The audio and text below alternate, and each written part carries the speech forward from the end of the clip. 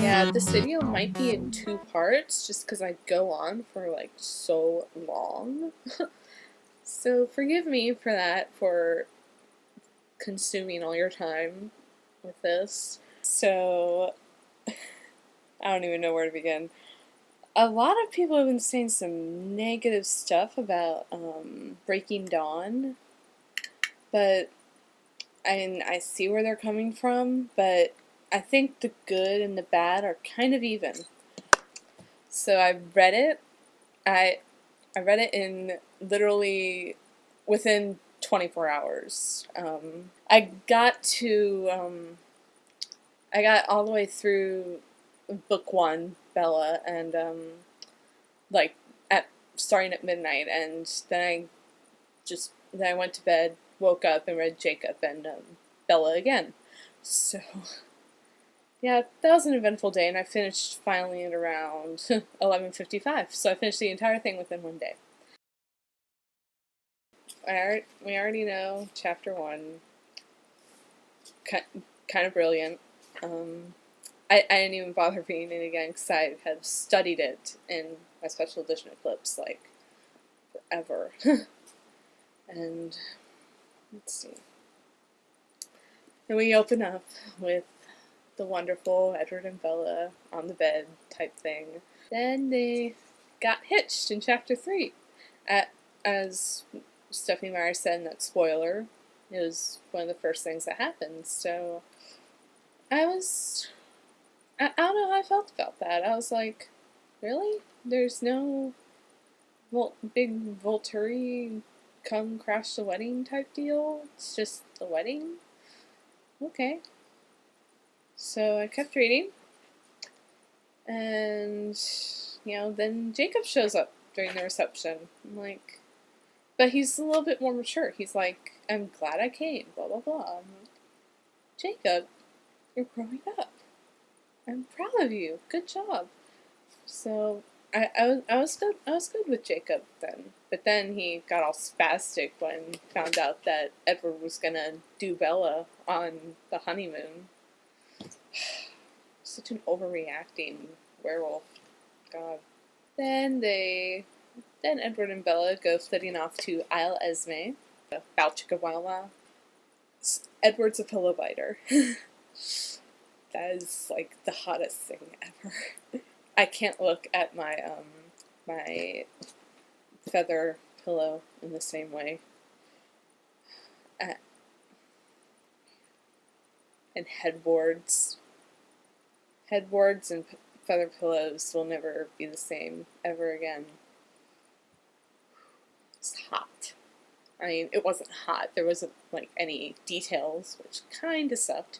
But I think we know Stephanie wouldn't really do detailed sex scenes as much as we'd want her to. Maybe if there was some way that she could like do an outtake and put it online and make it somehow restricted to 18-year-old to 18 and over, I guess. I don't know.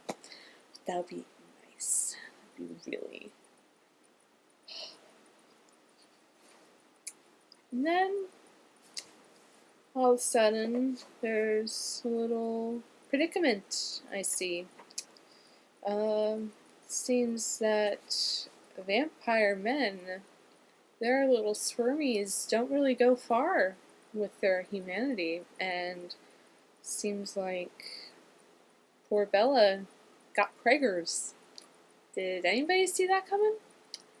I think at that moment I was like, oh my god, this book is going to be so different than anything I imagined, because the whole time I imagined Breaking Dawn, there wasn't any child, and adding a child in there just makes everything different. So a lot of people are kind of upset about it, but I think Stephanie just totally got rid of all my theories at that moment. So kudos to her, but at the same time, I am curious about watching the movie and seeing Kristen like pregnant. Isn't that going to be a little odd? And, I mean, and then she decides to go into graphic detail about the, you know, the birth. And I'm like, couldn't you put that graphic detail into the sex? It's like that violent sex debate with the media. It's, ugh, drives me crazy. I'd much rather read sex than violent, gruesome birth. Although they do kind of coincide together, but that's beside the point. So after chapter 7, we get into book 2, Jacob. I looked at it, I was like, oh god, you've got to be kidding me. You did not just leave me at that Rosalie help me cliffhanger. Then I read on, and it's pretty good.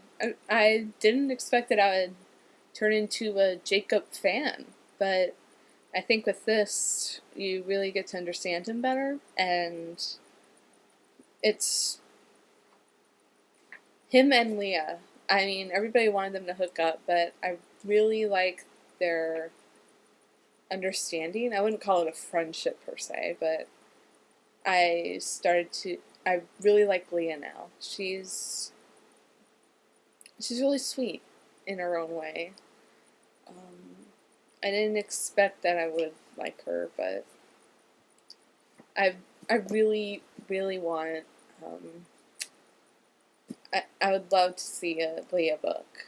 Like, just, I want to see what happens to her. I want her to be happy. She's just so miserable.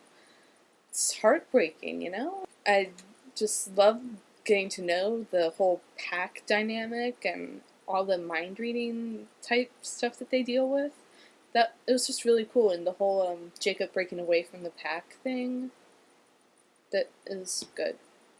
And then towards the end of book 2, before the birth, when Jacob and Edward are when Edward's like, I'm gonna have to change her in order for her to live, and I need your your authority. I need you to say it's okay, and I can break the treaty. And then when Jacob's like, go ahead, do it, like, that's growth, really. I'm glad that he's not that hormonal, furry, prepubescent teenager anymore.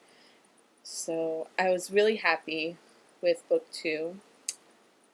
I also love the chapter titles. They're just so perfect, because you notice a complete change in between book 1, book 2, and book 3, because book 1 and book 3 are all Bella, and the chapter titles, they kind of reflect that. They're more intense, more serious, and Jacob's are like, ugh, some people just don't grasp the concept of unwelcome, and I thought it was great. And also, the Rosalie and Jacob bickering was genius, especially the Fido moment and all of the blonde jokes.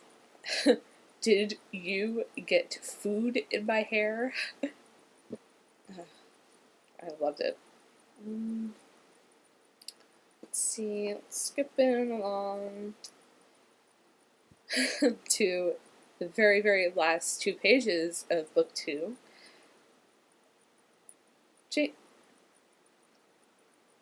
Jacob has one-upped Quill on the weird imprinting department. Kind of creepy, imprinting on an infant. Kind of weird. I don't know how I feel about that. But at the same time, when I got into book 3, I was like, okay, I see this happening. I can see something like that. I warmed up to the idea. At first I was like, oh, you've got to be kidding me. This just screams soap opera, but in all the predictions of who Jake would imprint on, we'd always think, Tanya or someone from the Denali clan, somebody who we haven't seen but we know of. But I think with the insertion of little Renesmee as the person he imprints on, that just adds a whole nother layer on this little girl. So I was a fan of that.